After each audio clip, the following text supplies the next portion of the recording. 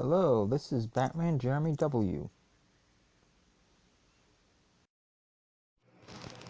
Hello, I am your host, Jeremy, and this is the introduction to my Debunking Bad Interpretations of the Bible series.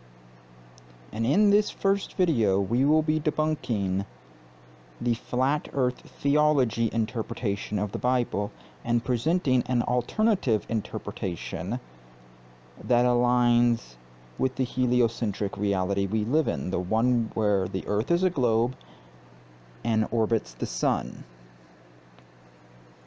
This interpretation is sometimes called the two books method. I hope you will enjoy this presentation. Okay, we're starting with slide 2. Yes, I do realize that there are people that believe in the flat earth for some weird reason. Next slide. For the time will come when men will not put up with sound doctrine. Instead, to suit their own desires, they will gather around them a great number of teachers to say what their itching ears want to hear. They will turn their ears away from the truth and turn aside to myths. 2 Timothy 4 verses 3 and 4. Next slide. There's this thing called gravity. I want to remind everybody about the natural law called gravity just before we get into scripture. It's a thing. It's called gravity. It exists. Next slide. The thing I'm trying to debunk in this video is the rumored myth that the Bible teaches a flat earth and a solid domed heavens. Next slide. Rumored claims. The Bible teaches that the earth was flat and circular, sitting on pillars, with a rotating solid sky dome overhead that carried the sun, moon, and stars, and allowed water to leak through windows of heavens or sluice gates to form clouds and rains. This is what a lot of the flat earthers on the internet believe. Just do your research. Next slide. Here's an illustration of the flat earth. Let's get into those ancient cosmologies that taught different variants of the flat earth. Those myths. You got the Sumerian cosmology. Heaven, Ain, and the earth, Ki, were formed within the primeval sea, Abazu, which existed before anything else. The boundary between the primeval sea and the earth, a flat disk, was a solid vault within which was the gas-like atmosphere, Lil. The stars, planets, sun, and moon were embedded in this solid vault. 4 major Sumerian deities: Ain, god of heaven; Ki, goddess of the earth; Enlil, god of the air, son of Ain and Ki; Enki, god of the primeval sea. Next slide. The Greek philosopher Anaximenes described the heavens as like a felt cap that turned on its head, with stars fixed to this surface like nails. Next slide.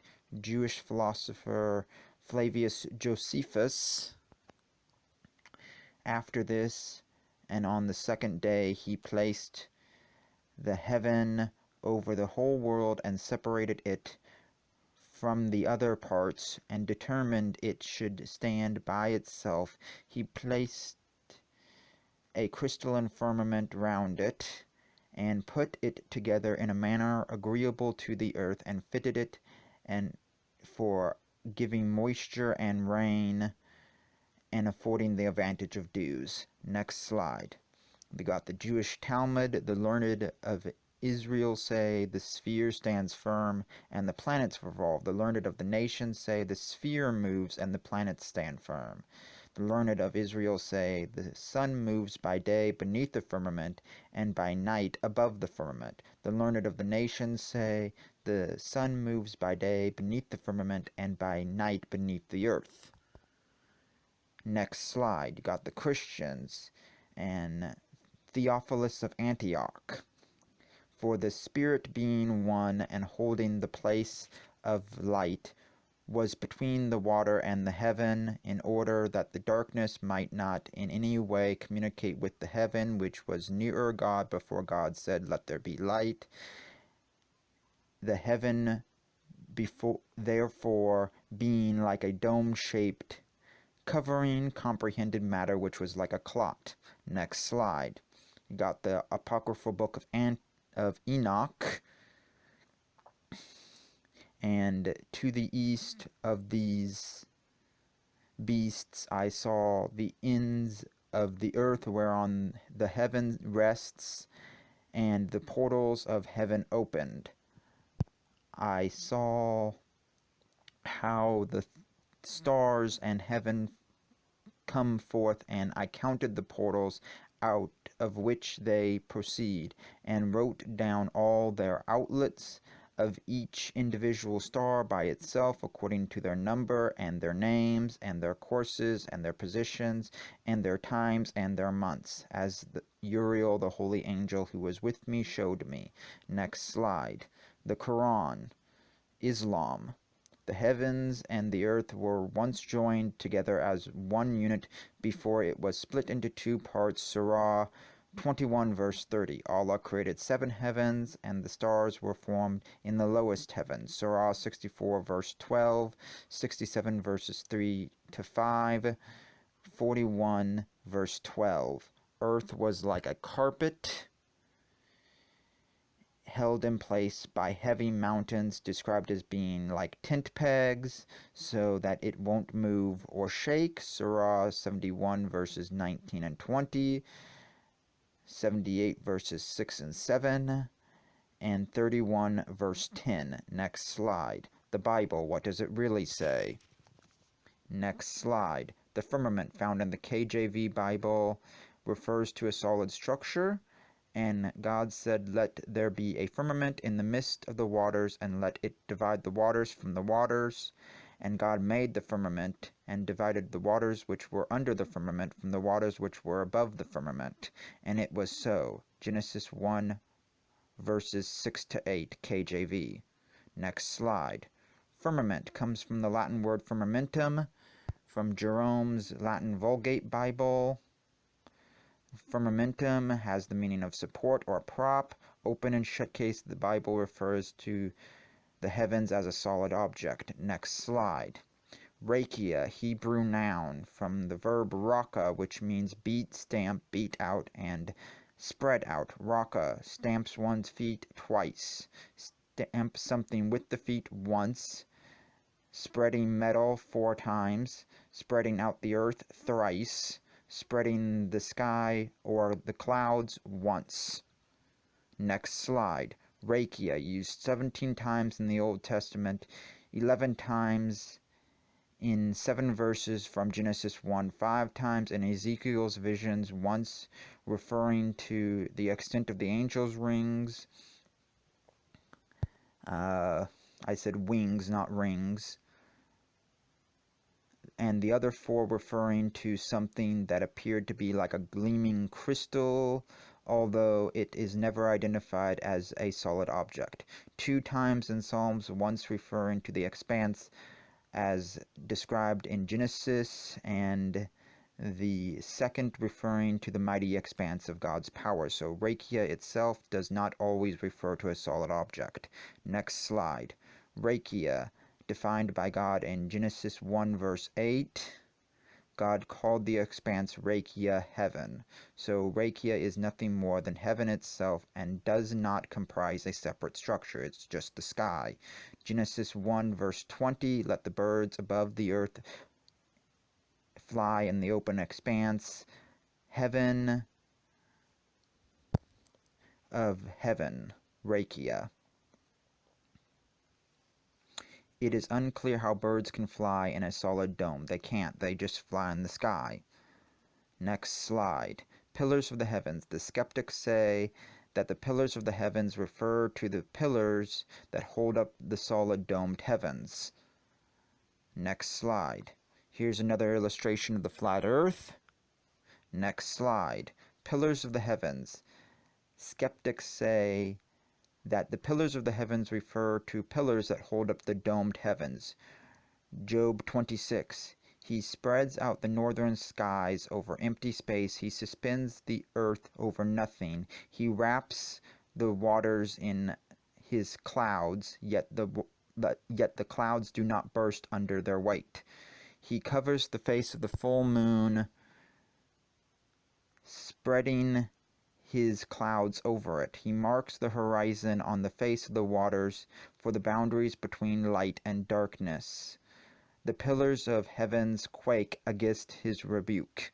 Job 26 verses 7 to 11. Pillars of heavens. From the Hebrew word amud, pillars of cloud/fire, Exodus 13 verse 21. Suspends the veil of the temple, Exodus 26 verse 32, knocked down by Samson, Judges 16, column of smoke, Judges 20 verse 40, Solomon's palace, 1 Kings 7. Next slide. Pillars of Solomon's temple, 2 Chronicles 13 verse 15. Here's an illustration of Solomon's temple. Next slide. The pillars of heavens are the mountains. The Bible associates quaking or shaking with the mountains. Psalm 46 verse 3, Isaiah 54 verse 10, 64 verse 1, Nahum 1 verse 5. Here are some pictures of mountains. The ends of the earth, of the gods, of the people who are around you, near you, or far from you, from one end of the earth to the other end. Deuteronomy 13 verse 7. If the earth has ends, doesn't that imply that it is flat? We'll see. Next slide. Here's another illustration of the flat earth. Next slide. The ends of the earth. Earth, translation from the Hebrew word eretz, land 1581, earth 655, ground 119, lands 57, country 44, countries 15. Next slide. Eretz refers to people. Shall not the judge of all the earth deal justly? Genesis 18 verse 25. His judgments are in all the earth. 1 Chronicles 16 verse 14. Sing to the Lord all the earth. 1 Chronicles 16 verse 23. Tremble before him all the earth. 1 Chronicles 16 verse 30. Let all the earth fear the Lord. Psalm 33 verse 8. Shout joyfully to God all the earth. Psalm 66 verse 1. All the earth will worship thee. Psalm 66 verse 4. Sing to the Lord all the earth. Psalm 96 verse 1. Worship the Lord in holy attire. Tremble before him all the earth. Psalms 96 verse 9. All the earth is at rest and is quiet. They break forth into shouts of joy. Isaiah 14 verse 7. Next slide. Eretz refers to local land. He ran from the tent to meet them and bowed himself to the earth. Genesis 18 verse 2. Now may God give you of the dew of heaven and the fatness of the earth. Genesis 27 verse 28. And the people of all the earth, Eretz, came to Egypt to buy grain from Joseph. Genesis 41 verse 57. Moses stretched out his staff toward the sky, and the Lord sent thunder and hail and fire rain down on the earth, and the Lord rained hail on the land of Egypt. Exodus 9 verse 23. And the earth opened its mouth and swallowed them up, and their households, and all the men who belonged to Korah with their possessions. Numbers 16 verse 32. So they would camp against them and destroy the produce of the earth as far as Gaza. Judges 6 verse 4. all the earth was seeking the presence of Solomon to hear his wisdom which God put in his heart. 1 Kings 10 verse 24. Next slide. Here's another reading of Deuteronomy 13 verse 7, emphasizing of the people who are around you. Next slide. The ends of the earth. Have you ever commanded the morning to appear and caused the dawn to rise in the east? Have you made daylight spread to the ends of the earth to bring an end to the night's wickedness? As the light approaches, the earth takes shape like clay pressed beneath a seal. It is robed in brilliant colors, and the light disturbs the wicked and stops the armed that is raised in violence.